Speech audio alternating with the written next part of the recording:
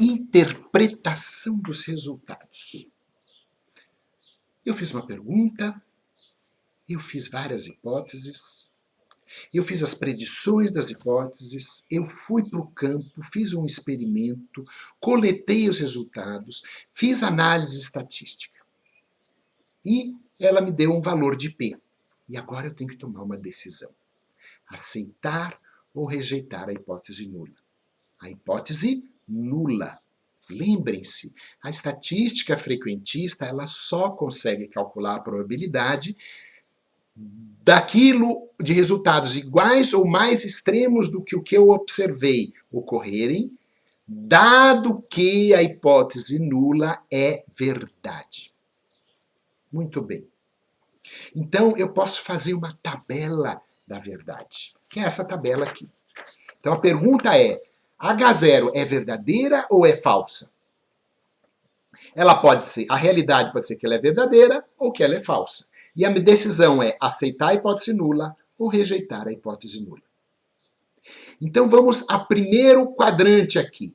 Digamos que a realidade, seja lá o que isso for, é que a hipótese nula é verdade. E o cientista olha os resultados, vê o valor de P, respira fundo e aceita a hipótese nula. Eu pergunto a você, qual é o erro? Então, repito a pergunta. O pesquisador coletou os dados, encontrou os seus resultados, a realidade que ele não conhece, e nenhum de nós vai conhecer, jamais, exceto que tem uma conexão direta com o alto, mas infelizmente isso é absolutamente particular.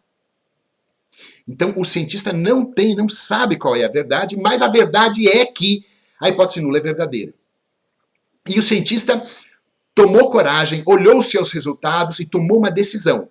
Ele tomou a decisão de aceitar a hipótese nula. E a minha pergunta é, qual é o erro do cientista? 3 segundos. 1, 2, 3. Quem respondeu? Nenhum acertou. Se ele aceita a hipótese nula e ela é verdadeira, ele tomou a decisão correta. Ele não tem erro nenhum. E se ele rejeita a hipótese nula e a hipótese nula é mentirosa? Ele acertou de novo. Então, se ele rejeita a hipótese nula e a hipótese nula é mentirosa, o cientista acertou. O problema é que o cientista nunca vai saber se ele acertou, se ele errou. Nós não sabemos, porque nós não temos acesso à realidade. Então, quando o cientista toma a decisão de aceitar a hipótese nula, ele pode estar acertando, fica feliz, mas ele pode estar errando. Quando ele aceita a hipótese nula e ele errou, nós falamos que ele cometeu um erro do tipo 2.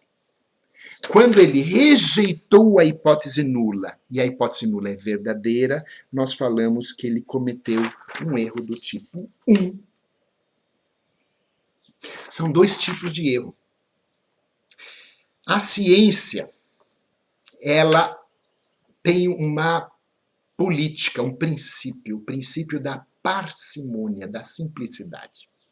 A ideia é, gente, se eu vou errar, e eu nunca vou saber quando eu erro ou não, eu sempre vou ter que me arriscar, porque seja lá qual for a decisão do cientista, ele vai ter que aceitar ou rejeitar. E se ele aceitar, ele pode estar incorrendo no tipo 2. Se ele rejeitar, ele pode estar incorrendo no tipo 1. Então a ciência diz, olha, eu quero minimizar o meu erro. E o pior erro, o pior de todos os erros, é errar por fantasia, por piração. Então, a ciência quer minimizar, antes de mais nada, o erro do tipo 1. Por isso, ele escolhe um alfa, que é um critério de rejeição da hipótese 1, da hipótese nula, que é um alfa de 5%. Então, apenas quando o meu valor de P, a probabilidade de encontrar os resultados, dado que a hipótese nula é verdadeira, é menor do que 5%, é que o pesquisador rejeita a hipótese nula. Só que, óbvio, se ele rejeita a hipótese nula, se ele rejeita a hipótese nula com um alfa muito pequeno, então ele pode estar errando, mas eu estou minimizando esse erro. Tá? Eu estou pegando um alfa muito pequeno. Por exemplo, se eu quero minimizar o erro tipo 1, eu posso dizer, não, é muito arriscado errar por fantasia, então eu prefiro um alfa de 1%, ou de 0,1%. Com isso eu minimizo o erro do tipo 1. Muito bem. O erro do tipo 2 é quando eu aceito a hipótese nula, quando na verdade eu digo que não está acontecendo nada, quando na verdade está acontecendo sim. E isso é um problema sério para a ecologia, porque geralmente errar o tipo 2 significa que tem um monte de coisa afetando o seu organismo, além daquilo que você está testando. Então a diferença, o efeito do que você está testando é muito sutil.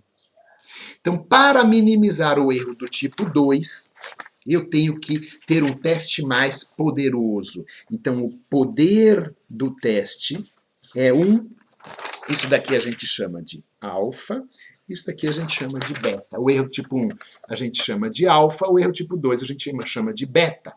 Então, o poder do teste é 1 menos o beta, que é a possibilidade de detectar diferenças, detectar que a hipótese nula é falsa, mesmo quando as diferenças são muito sutis.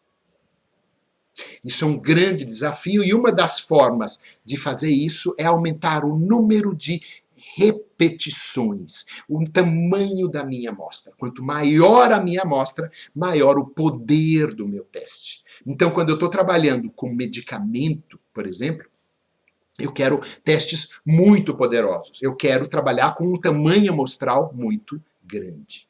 Ok?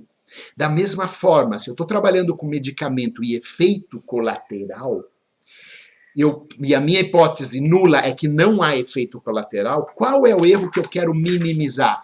Rejeitar a hipótese nula, dizer não tem efeito colateral, ou eu quero saber detectar se tem efeito mesmo quando ele é muito pequeno. Eu quero minimizar o erro do tipo 2. Então, no caso de efeito colateral, eu quero minimizar, aceitar a hipótese, não tem problema nenhum. Pode tomar esse remédio que não tem problema. Esse tal da que o presidente manda tomar para a Covid, não tem problema. A pior coisa que pode acontecer é você ter um problema neurológico, problema de coração. Coisa boba. Não. Efeito colateral nós não queremos ter de jeito nenhum. Então, nossa preocupação é com o beta, com o poder do teste.